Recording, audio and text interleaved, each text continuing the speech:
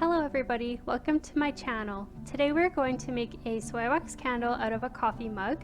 To get started, you're just going to use a scale and whatever jar you have and fill it with water, and put the water in the coffee mug until it reaches the top.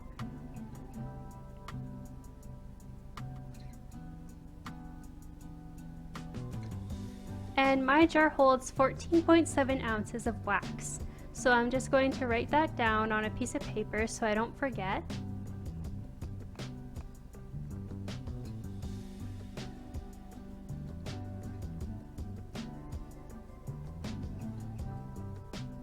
And I'm just going to take a piece of paper towel and wipe out the water so that way it's not in there when the candle's burning.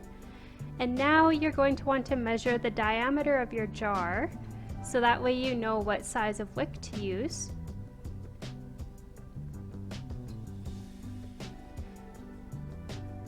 And the diameter of my jar is 3 inches. So if you go onto the Candle Science website, they have an amazing wick guide.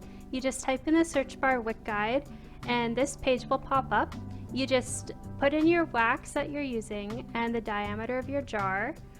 I don't actually use wax from Candle Science, I just use wax off of Amazon. So if you just scroll down and find whatever wax is closest to whatever you're using, just click on that one. And then you click on the second drop down and click on the diameter that your jar was. Mine was a large size, so I'm going to click on that one. And I ended up using the Eco 14 wick.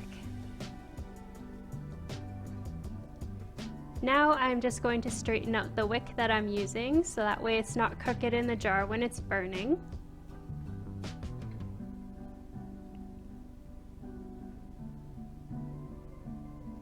And I'm just going to take a wick sticker and place it on the bottom of my wick. I love these wick stickers. They never slide on the bottom of the jar when it's burning, and I've never had an issue with them popping off. And they're double-sided, so you just pop off the bottom peel and you're good to go.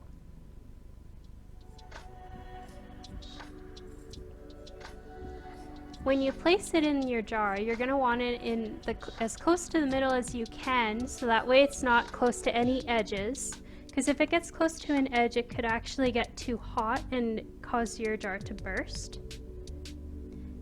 And then you just take whatever you have, I used a spoon, and just poke down on the wick so that way it sticks to the bottom. And then you just take a wick holder and then you put it in the center of your jar and click it into place. If you don't have a wick holder, you can use clothespins or anything that you have laying around. And here I am measuring out my soy wax. Remember, it's 14.7 ounces of wax that I'm going to be using.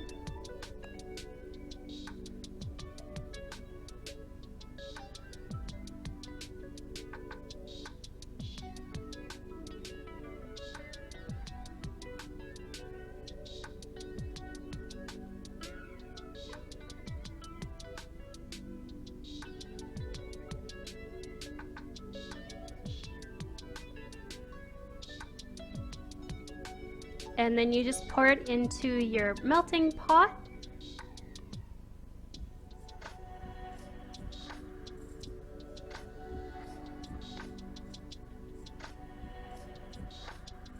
And I ended up not having enough room in my pot for all the wax to hold, so I just did some math on my calculator to figure out what I needed left over.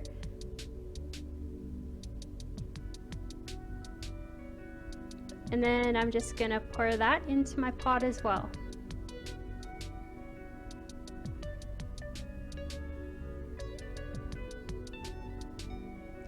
Now we're going to measure our fragrance oil.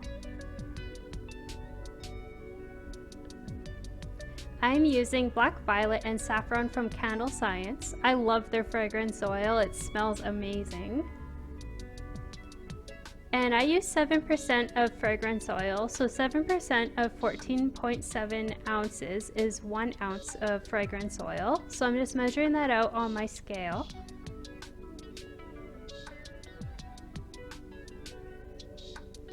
And now I'm just using some coloring.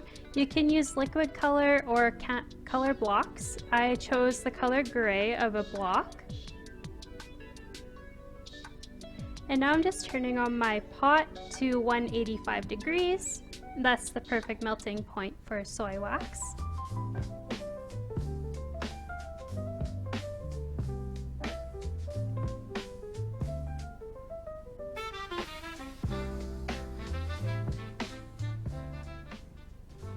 Once all your wax is melted, you'll want to put in your color if you chose and your fragrance oil. And then you're going to want to set a timer for 2 minutes to stir in all your fragrance oil and the coloring. If you stir for 2 minutes, it's the perfect time for everything to mix together very well. Once it's all done, you're going to want to pour it right into your jar that you're using.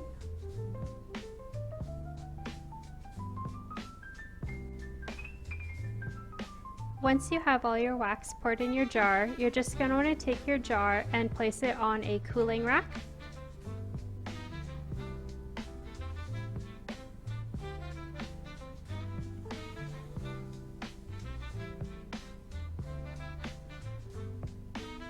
And I like to try and keep things as clean as I can. So I'm just taking a piece of paper towel and wiping out the bottom of my wax melting pot.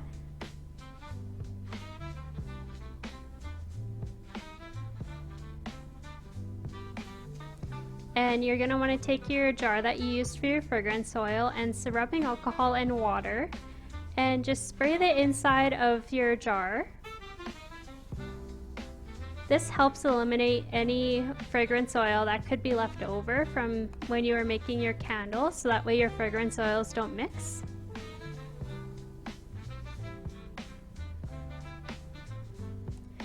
And then you're just going to take another piece of paper towel and wipe out all that fragrance oil and rubbing alcohol.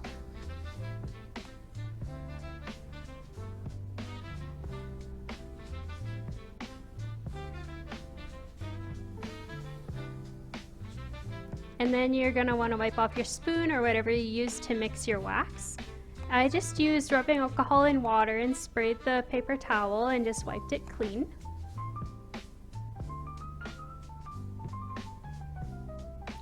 And I got to get a little creative.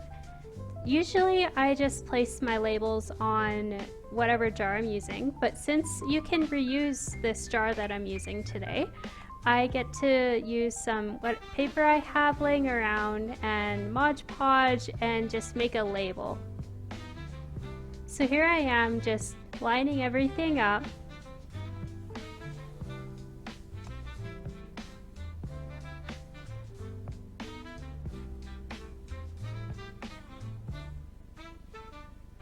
And I'm just cutting it to size.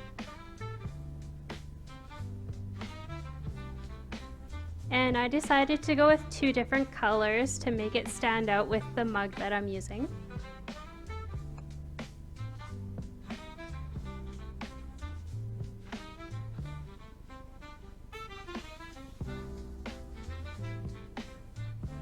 And now I'm taking my Mod Podge and I'm just putting it all together. Mod Podge works really great as glue.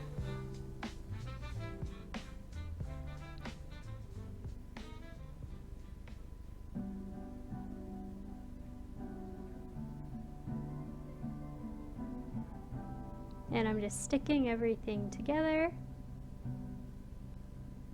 And just to keep the back nice and firm, I'm just taking some cardboard that I had laying around the house and I'm just going to glue it onto the back of the paper. And again, I'm just lining everything up and so it's ready to cut.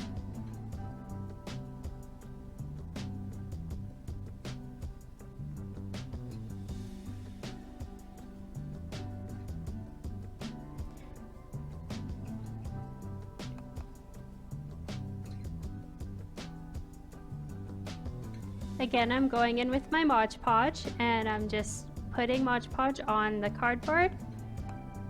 And I'm just going to place the label onto the cardboard. Another thing I forgot to mention was the paintbrush I'm using. I ended up using rubbing alcohol and water right after I painted everything together. And I just sprayed it with rubbing alcohol and water and wiped it clean.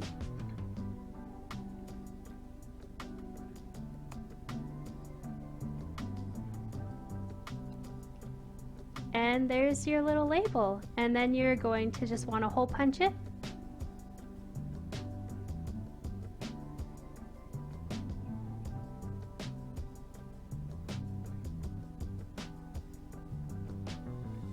And I'm just going to take some string that I had laying around the house so I can wrap it around my jar.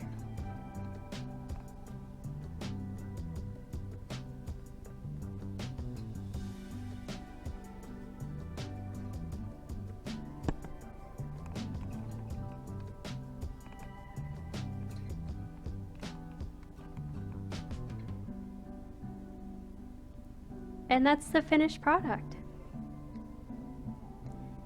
And I just had some little thank you things laying around, so I'm just putting that on the candle as well with the price on the back.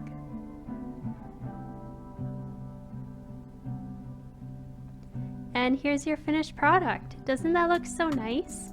Thank you for watching, and please remember to like and subscribe to my video.